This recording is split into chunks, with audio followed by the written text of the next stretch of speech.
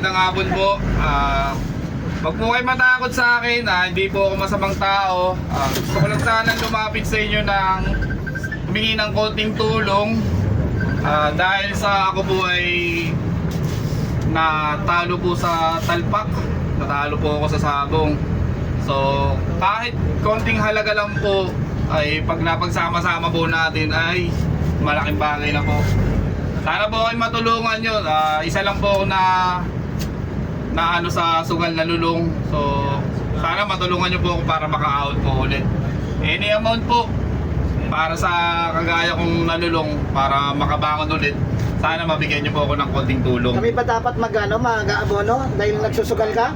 Hindi naman sir, humihingi lang naman ako ng konting tulong. Sana kung Dapat- ano nyo, kung bukas sa loob nyo na tulungan. Dapat naisip mo yan bago mo gawin, bago ka magsugal. Kuya, Kahit laki nakakulan. ng katawan mo, kuya. Dahil Paano ka namin paniniwalaan? Nakahubad ka pa. ayun nga po, nasa uli nga po yung pagsisisi. Ngayon, Kaya sana kahit konting barya-barya lang po Hindi na namin kasalanan hindi kasalanan yun. Kasalanan mo yun dahil kasi nagsusugal ka. Dapat kami nga Kaya po, dapat. lahat po nangyari sa akin, pinagsisihan ko na po. Ngayon, sisisi ka. Tingnan mo kami lahat dito. Kaya Kanya-kanya kami sana mamasahe. matulungan niyo po ako sa ano.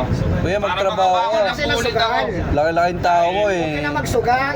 May pamilya po ako at mga bata pa rin po anak ko. Dapat naisip mo muna yan bago mo gawin. yung mga ganito. Hindi ko po alam na maniningil. Dapat Wala naman po akong masamang intention na para gawin sa inyo o ano man. Kaya Hingi lang po ako ng nakahubad po. konting tulong sa inyo, ma'am sir.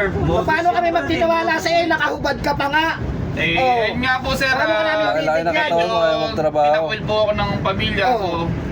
Tinakwil ka ng pamilya mo. Sa amin ka pupunta. Sa bus. Kesa na yan. Maliliit pa kami sa mga trabaho namin. Tulong. Talo daw to sa sugal eh. Tapos Medyo na ano lang, nasadlak lang tayo sa sugal. Uy, kuya, ang galing naman ng ano mo, Kaya naisip nga. mo para, nalaki-laki ng katawan Hihingi mo. ka ng... Sa ngayon po, wala po akong trabaho, kaya ito po yung naisip ko na Wala kang trabaho, tapos nagsugal ka pa, tapos mangiistorbo ka ng mga tao dito. Kaya nga. pasensya na po sa abala. Maaari po, sana ibigyan niyo po ako ng konting tulong. Kahit barya-barya lang po, malaking bagay na po yan para sa akin. Laking tulong eh. Sana po, kuya, huwag ka muna makiano. Biruin mo naman kasi. Bibigyan mo ba ako, kuya? Ba't kami magbibigay sa'yo? Nakahubad ka pa. Laki-laki Oh, ng katawan mo. laki-laki ng katawan mo. Hindi, barya lang naman hiningi, kuya. Para sa mga anak ko to. Barya mo nga, barya Para sa nga mga lang anak ko to, hinihingi mo. kuya. Nagsugal ka kasi. Ay, ayun nga, kasalanan ko yung kuya, kaya ito Dapat lang di ka yung para. magsusugal. Pero pababayin niyo na to kuya. Wala yan. Pababayin mo na to. Kasalanan mo yan eh. Ano ba yan? Pilitin kung ayaw. O, ayaw namin Pasensya na, magbigay. kuya, pasensya na po. Bumaba ka na. Ayaw namin magbigay. Kuya, Kaya pa sa'yo mo kuya, hindi na namin kasalanan yan kung Bumaba ka na. sa pamilya mo.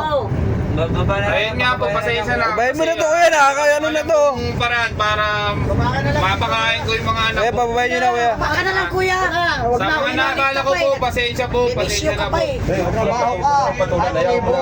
Pasensya na po. Sige kuya, baba Ano na kami kuya. magtitiwala sa'yo? Nakahubad ka pa. Ang laki-laki ng katawan Kaya mo na. mo. Tatanong, hindi na. Babo ka na. Huwag mo ipasasabog yung pagpamilya. Opo, pasensya na po. Natuto na po ako. Okay, baba ka na. Buti na mo.